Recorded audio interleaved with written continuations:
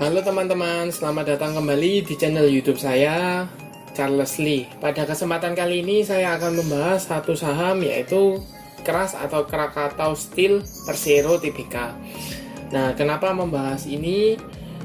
Karena ada sentimen positif bahwa kinerjanya membaik dan menghasilkan laba untuk tahun 2021. Untuk lebih jelasnya, simak video ini sampai habis. Buat teman-teman yang baru pertama kali join ke channel YouTube saya ucapkan selamat datang, selamat menonton. Semoga informasi yang saya sampaikan melalui video-video yang saya buat bisa bermanfaat buat teman-teman dalam membantu pengambilan keputusan. Buat teman-teman yang sudah like, share, dan subscribe channel YouTube saya ucapkan terima kasih banyak atas support dan dukungannya sehingga channel ini bisa berkembang menjadi lebih baik lagi. Oke, tanpa berpanjang lebar, kita langsung masuk ke pembahasan untuk saham Kras. Untuk saham Kras sendiri, tanggal 1 April 2022 mengalami peningkatan ya, kenaikan sebesar hampir 4%. Ke level 366 atau naik 14 poin. Nah, untuk garis EMA 50-nya ada di sekitar 370, sedangkan EMA 200-nya ada di sekitar 442. Untuk garis EMA CD mulai mengarah ke atas, volume tanggal 1 mulai ada ya volumenya seperti itu. Nah, apakah ini tanda-tanda kebangkitan dari Kras atau Krakatau Steel?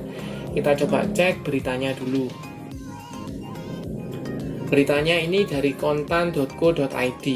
Krakatau Steel atau Kras kembali catatan laba 891 miliar di tahun 2021. Seperti itu. Nah,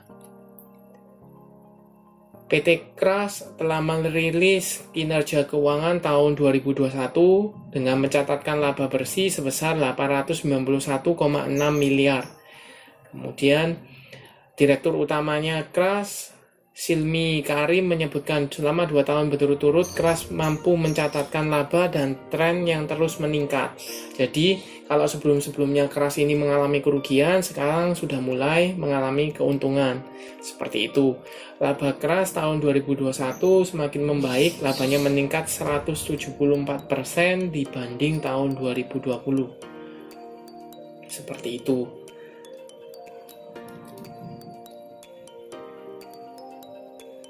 Nah, lebih lanjut, menurut direktur utamanya menyatakan bahwa tahun 2021 ini Kras telah membayar cicilan pokok sebesar 3,2 triliun sehingga utang bank turun sebesar 7,6%.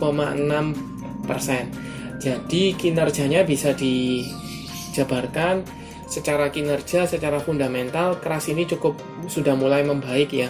Dalam arti kalau sebelum-sebelumnya dia menghasilkan kerugian, kemudian sekarang bisa menghasilkan keuntungan dan mampu membayar hutang banknya, cicilan pokok atas hutang banknya. Nah, sentimen ini merupakan sentimen yang cukup positif untuk saham Kras, sehingga direspon pasar dengan kenaikan tanggal 1 April 2022. Seperti itu. Nah, pertanyaannya sekarang, apakah saham Kras ini akan terus melanjutkan kenaikan? Karena kalau sebelumnya sahamnya ini terus mengalami downtrend ya, strong downtrend dari bulan November sampai dengan sekarang. Nah, apakah ini awal seperti itu? Kalau saya buat dinamis trendline-nya dengan minimal menghubungkan 2 titik terluar sini, ini bisa dikatakan break ya, break dan patah downtrend-nya. Nah, tapi perlu konfirmasi apakah dia ada akumulasi atau tidak. Kita coba cek broker summary dari Kras. Kita coba cek 1 minggu ini ya, tanggal 28 sampai dengan tanggal 1. Untuk tanggal 28 sampai dengan tanggal 1 ada sedikit akumulasi ya. Seperti itu, kita coba cek 2 hari terakhir, 31 dan tanggal 1-nya ya sama. Jadi relatively masih ada sedikit akumulasi. Jadi kenaikan ini belum ada akumulasi yang cukup masif sehingga mengindikasikan masih ada potensi untuk saham keras ini gagal break dari EMA 50-nya. Nah, buat teman-teman yang mau entry, sebaiknya masukkan ke watchlistnya teman-teman dulu ya. Kalau menurut saya pribadi, seandainya dia bisa confirm break dari EMA 50-nya, berarti dia menunjukkan sudah patah trend downtrend. Teman-teman bisa spekulasi buy di area sana, di area sekitar 370 sampai dengan 380, area-area sana. Untuk target, menurut saya pribadi, target terdekat ada di 400 sampai dengan 420 di sini. Seperti itu.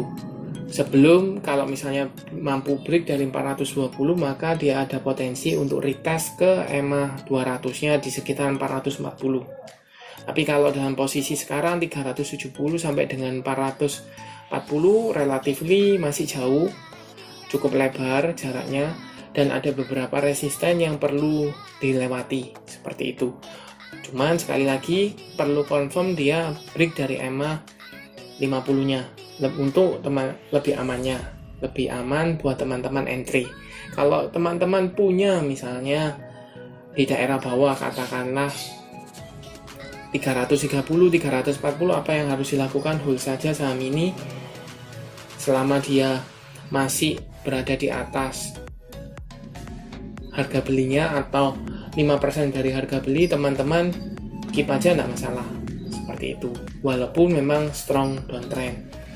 Tetapi perlu dijelaskan ya, selama satu saham itu tidak mungkin akan selamanya strong downtrend ya, atau uptrend terus, itu tidak mungkin. Jadi ada kalanya dia akan downtrend, kemudian sideways, kemudian dia akan uptrend kembali, seperti itu.